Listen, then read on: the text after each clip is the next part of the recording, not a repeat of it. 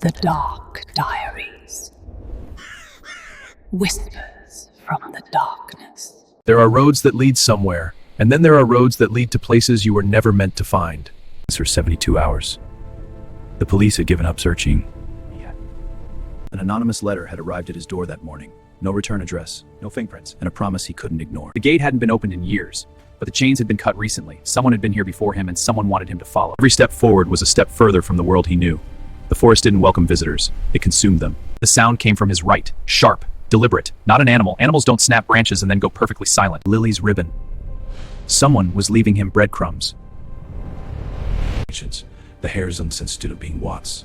He was not alone. The footprints in the mud were fresh. Small feet, a child's feet. He heard it then. Melody. A melody. The winter melodies, it was impossible, and yet he heard it. The forest was changing. The living trees gave way to some Namaburn. The well was ancient. The scratching on its rim. Sarah had been himself. He would walk to hell to find her. Someone had been carving these symbols for years. Decades, maybe. And then he saw him, standing in the trail as if he had always been there. Tall. Neither moved. The man made no sound. Cast no breath into the cold air. Gone, like smoke. But he left Lily's carved bird, the one James had seen in her empty room. For a moment, the fear nearly won. Nearly drowned him. The path led down.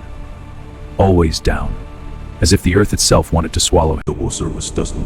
Didn't pursue. The boundary where it touched his wounded wife. He had just crossed it. He had crossed into somewhere else. It felt old the way stones are old, the way darkness is old. He had crossed into somewhere else. The forest old the way this side is realm, the way darkness is old. The melody pulled him forward like a thread tied to his chest. Lily's lullaby. There. The end of the trail. Whatever had taken Lily waited inside. It should have been was the lie. He walked toward it anyway. The porch groaned under his weight as if announcing his arrival. The rocking chair had been moving. Now it sat still, waiting. Dinner for two. Photographs of children who weren't his, weren't anyone's anymore. This cabin was a shrine, a collection. The door opened for him, an invitation he couldn't refuse. And thereon she'd worn the day she'd been sacked. The drawings covered every wall. Dozens of children had drawn these. This cabin had been operating for 70 years. Every detail was designed to comfort. The fire, the food, the storybook. The rabbit waited patiently in the burrow, hoping to be found. The one Lily used on his bed every morning. She was up there. 13 steps. He counted each one. The wood was worn by countless feet climbing toward whatever waited in the rooms above. 5 doors. The scratches around the first told him someone had tried desperately to get out, or desperately to get in. 3 years. Someone, a child, had marked every single day. 1,096 kept out. The lullaby. It had never been theirs. It had always belonged to the man in the woods. This was not a bedroom. This was a laboratory. Decades of entries in the same handwriting. 7 nights. That meant would be if it 4 days to 4 days to find what I meant British from the link. He'd photographed them all. There was still time. Her voice. Muffled burr was behind that door.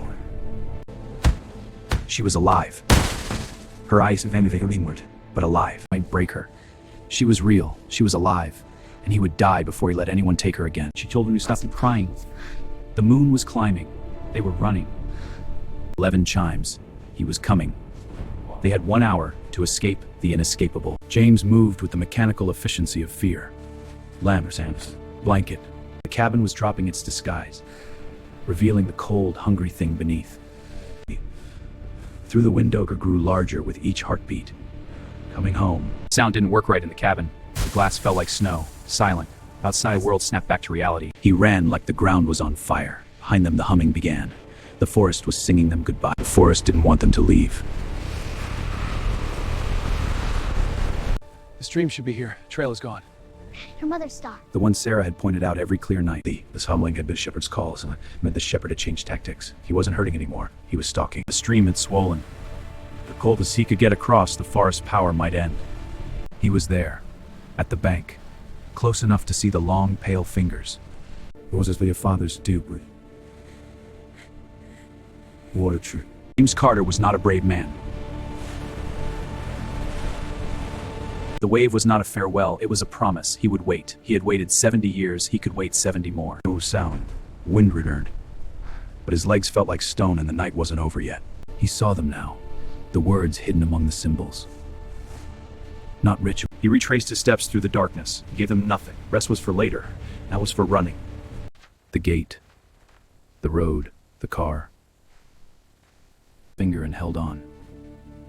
He made her a promise, the only one that mattered. He drove. Fast. Reckless. And in the mirror, lights. Human lights. The fluorescent glow of a gas station had never looked so beautiful. She was safe. For now. The doctor said Lily was dehydrated and malnourished, but stable. He said she would recover. He didn't say from what. He told the detective everything, and he watched her face change. Detective Cole had been collecting these for same voice, same pattern, same impossible truth. The ones who escaped never truly escaped. The forest called to them in their sleep. Year after year, James dreamed of white trees and black water. Or might have been something far older. Home. 4 ways to make some birds.